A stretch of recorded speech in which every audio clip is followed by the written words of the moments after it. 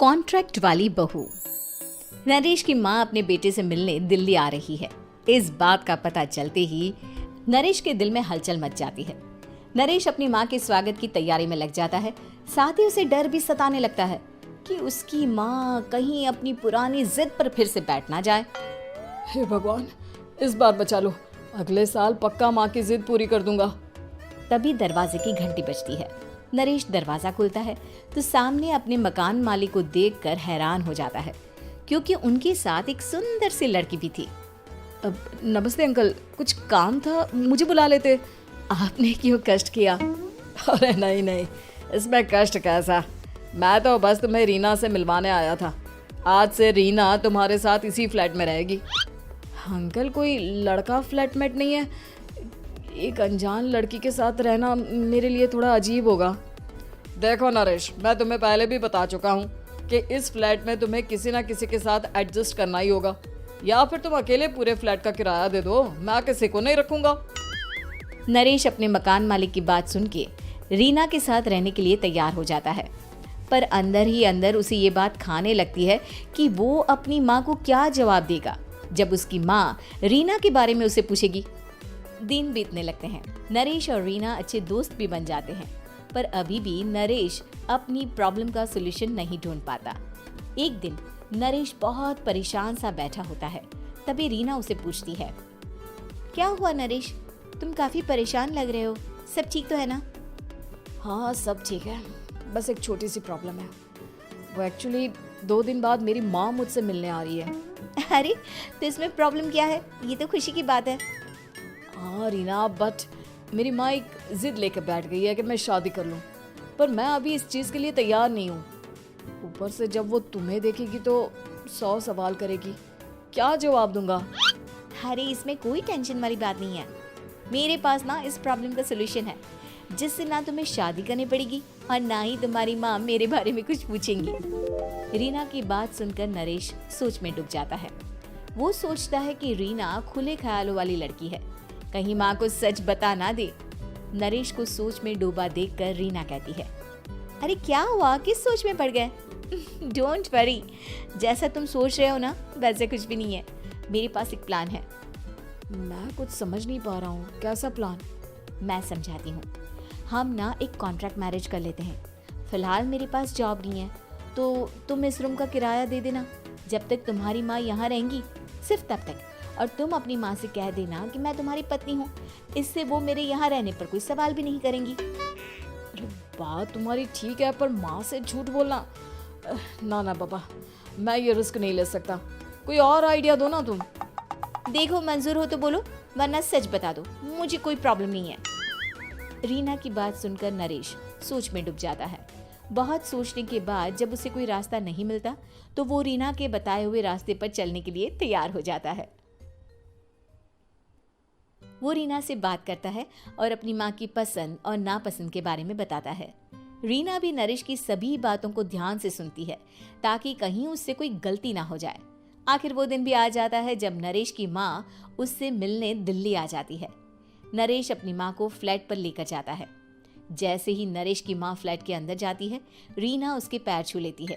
ये देखकर नरेश की माँ थोड़ी घबरा जाती है और नरेश से पूछती है, अरे बेटा नरेश, ये कौन है?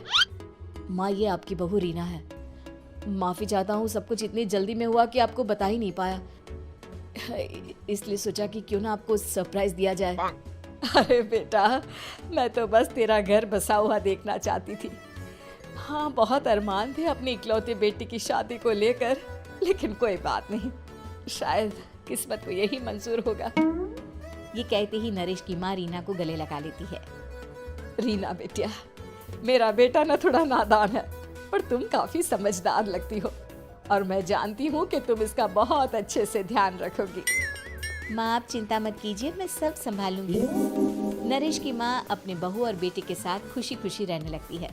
दिन बीतने लगते हैं। नरेश की माँ और रीना का रिश्ता बहुत मजबूत होता चला जाता है। वो दोनों सारा दिन एक साथ रहती और खूब बातें करती।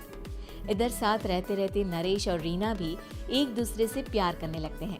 दोनों को इस बात का एहसास हो जाता है, फिर भी वो इस बात को छुपा कर ही रखते हैं। एक दिन नरेश की माँ और रीना शादी के बारे में बात करने लगते हैं। रीना बिटिया, ये तो नरेश ने मुझे बिना बताए शादी कर ली, वरना मैं तो अपनी इकलौती बेटी की शादी इतनी धूमधाम से करती कि सारी दुनिया देखती रह जाती। अच्छा माँ, आप ऐसा भी क्या करती नरेश और मेरी शादी में जो दुनिया देखती रह जाती? अरे बिटिया, एक माँ के अरमान तुम अभी नहीं समझोगी। मैं तो अपनी बहू को एक रानी की तरह लेकर आती और शादी भी बिल्कुल शाही अंदाज में करती, पर मेरे तो सारे अरमान ऐसे ही रह गए। खैर, मुझे तो अपने बेटे और बहू की खुशी चाहिए बस। ये कहते हुए नरेश की माँ की आंखों में आंसू आ जाते हैं। रीना भी ये सुनकर ख्यालों में खो जाती है, क्योंकि वो भी मन ही मन खुद को नरेश की पत्नी और उसकी माँ की बहू मानने लगी थी। शाम को जब नरेश ऑफिस से घर आता है तो रीना खुद को रोक नहीं पाती और नरेश के सामने उसकी माँ को अपने और नरेश के रिश्ते का सारा सच बता देती है। रीना की बात सुनकर नरेश की माँ दोनों से बहुत नाराज हो जाती है और घर वापस जाने की बात करने लगती है। तुम दोनों ने मुझसे सच छुपाकर बहुत ठेस पहुंचाई है मुझे।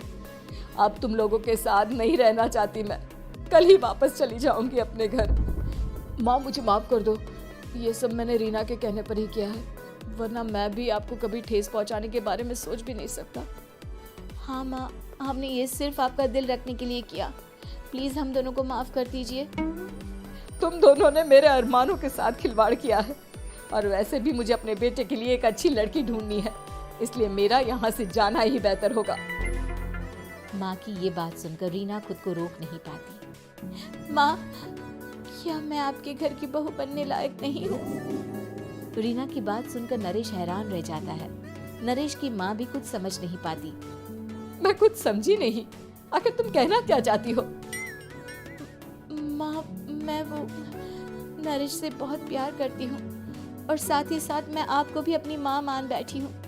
आज जब आपकी बातें सुनी तो खुद को रोक नहीं पाई, इसलिए सारा सच आपको बता दिया। रीना की बात सुनकर नरेश की माँ की आंखों में आंसू आ जाते हैं और वो अपने बेटे नरेश और रीना को गले लगा लेती है। मेरे घर की बहू तो सिर्फ रीना बिटिया ही बनेगी। मैं आज ही तुम दोनों की शादी की तारीख निकलवा दूंगी, बस एक बार तुम्हारे घर वाले मान जाए। उसी दिन रीना के माता पिता भी उनके फ्लैट पर आ जाते हैं। दोनों परिवार आपस में बैठकर बातें करते हैं और शादी के लिए राजी हो जाते हैं। रीना भी कॉन्ट्रैक्ट फाड़ देती है और कहती है, सही मायने में मैं अब बहू बनूंगी। अब तक तो सिर्फ कॉन्ट्रैक्ट वाली बहू थी।